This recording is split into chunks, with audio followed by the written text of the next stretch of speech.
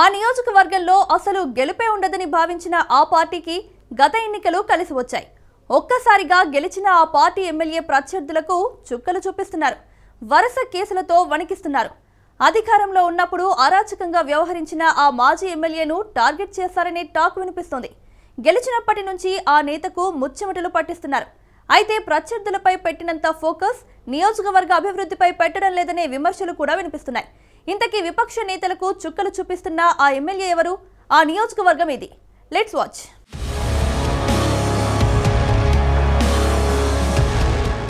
పల్నాడు జిల్లాలో మాచర్ల నియోజకవర్గం అంటే వైసీపీ కంచుకోట.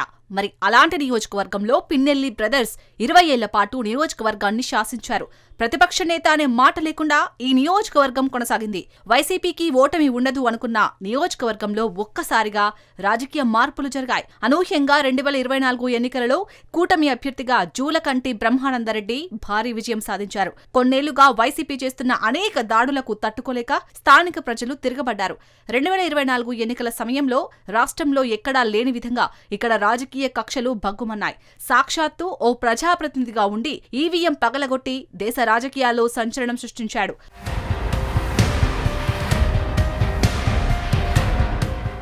అప్పటి ఎన్నికల సంఘం ఘాటుగా స్పందించి చర్యలు తీసుకోవాలని సుప్రీంకోర్టు కీలకంగా పరిగణించింది. ఆ కేసు అంశంలో న్యాయమూర్తులు ఎన్నికల వ్యవస్థనే నీరు కారిస్తే సామాన్య ప్రజల్లో పరిస్థితి ఏంటని ప్రశ్నించింది. పిన్నెల్లి న్యాయవాదులు ఎన్ని చెప్పినా ఆ కేసులో కోర్టు తీవ్ర స్థాయిలో పిన్నెల్లి రామకృష్ణారెడ్డికి స్ట్రాంగ్ వార్నింగ్ ఇచ్చింది. ప్రజాప్రతినిధులు చట్టాల పరిధి దాటి ఇష్టారాజ్యంగా వ్యవహరిస్తే తీవ్ర పరిణామాలు ఉంటాయని ఉదాహరణకు పిన్నెల్లి కేర్ ఆఫ్ అడ్రస్ గా నిలిచారు.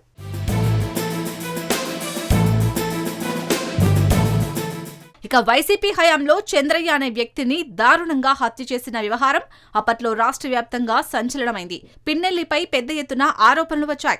సాక్షాత్తు ప్రస్తుత ముఖ్యమంత్రి, అప్పటి ప్రతిపక్ష నేత నారా చంద్రబాబు నాయుడు స్వయంగా మాచర్ల నియోజకవర్గానికి వెళ్లారు. పార్టీకి నిజమైన కార్యకర్త చంద్రయ్య అని, అలాంటి కార్యకర్తను కోల్పోవడం దురదృష్టకరమన్నారు.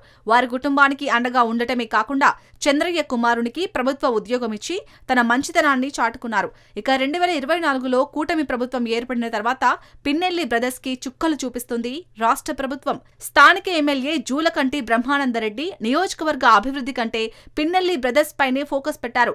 గతంలో వైసీపీ నేతలు ఎవరైతే టీడీపీ నేతలను టార్గెట్ చేశారో వారిని ప్రస్తుతం జైలు బాట పట్టిస్తున్నారు.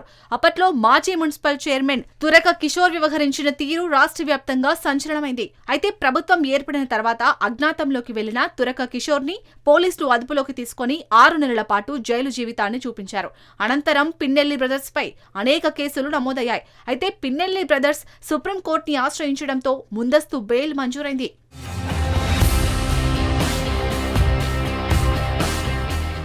అయితే వెల్లుర్తి జంట హత్య కేసుల వ్యవహారం మాత్రం పిన్నెల్లి బ్రదర్స్ ని ఉక్కిరిబిక్కిరి చేసింది. ఈ జంట హత్య కేసులకు తమకు ఎటువంటి సంబంధం లేదని కోర్టును ఆశ్రయించగా ముందస్తు బెయిల్ మంజూరు చేసింది. అయితే ఈ కేసుకు సంబంధించి పోలీసు అధికారులు, బాధితులు సుప్రీంకోర్టుని ఆశ్రయించారు. ఈ హత్యలో కీలక పాత్ర పోషించారని పిన్నెల్లి బ్రదర్స్ పై సుప్రీంకోర్టులో పిటిషన్ దాఖలు చేశారు. అయితే ఇరు పార్టీల వాదనలు విన్న సుప్రీంకోర్టు బెయిల్ ను రద్దు చేస్తూ 2 వారాల్లో లొంగిపోవాలని కోర్టును ఆదేశించింది. అయితే కోర్టు ఇచ్చిన గడువు ప్రకారం పిన్నెల్లి బ్రదర్స్ స్వచ్ఛందంగా లొంగిపోయారు. పిన్నెల్లి బ్రదర్స్ లొంగిపోయిన సమయంలో కుటుంబ సభ్యులు ఆవేదనకు గురయ్యారు. కూటమి ప్రభుత్వం తమ కుటుంబాన్ని వెంటాడుతుందంటూ కన్నీరు మున్నీరయ్యారు.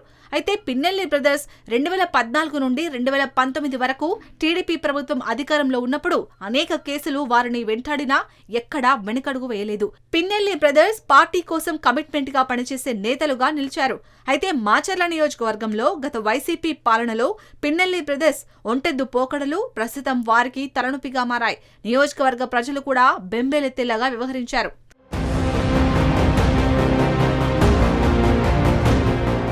మరోపక్క విపక్ష నేతలను తీవ్రంగా టార్గెట్ చేస్తూ హత్య రాజకీయాలు చేయడంతో ప్రస్తుతం పిన్నెల్లి కుటుంబాన్ని కేసులు వెంటాడుతున్నాయి. మరోపక్క రాజకీయాలు చేసేటప్పుడు ఇవన్నీ మామూలే అని అంటున్నారు రాజకీయ విశ్లేషకులు. ఇక ప్రస్తుత ఎమ్మెల్యే జూలకంటి నియోజకవర్గ అభివృద్ధి కంటే పిన్నెల్లిని టార్గెట్ చేయడంపైనే దృష్టి పెట్టారనే టాక్ వినిపిస్తుంది.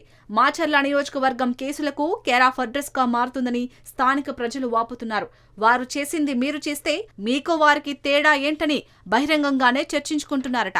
కూటమి సర్కార్ కేసుల గొడవ ఆపి అభివృద్ధిపై దృష్టి సారించాలని స్థానిక ప్రజలు కోరుతున్నారు. నియోజకవర్గంలో స్థానిక ఎమ్మెల్యే పట్టుమని 10 రోజులు కూడా ఉండడం లేదని, ముందు ఆయన వైఖరి మార్చుకునేలా చేయండంటూ సొంత పార్టీ నేతలే వాపోతున్నారట. ఇక రాబోయే రోజుల్లో మాచర్ల నియోజకవర్గ పరిస్థితి ఏంటో చూడాలి మరి.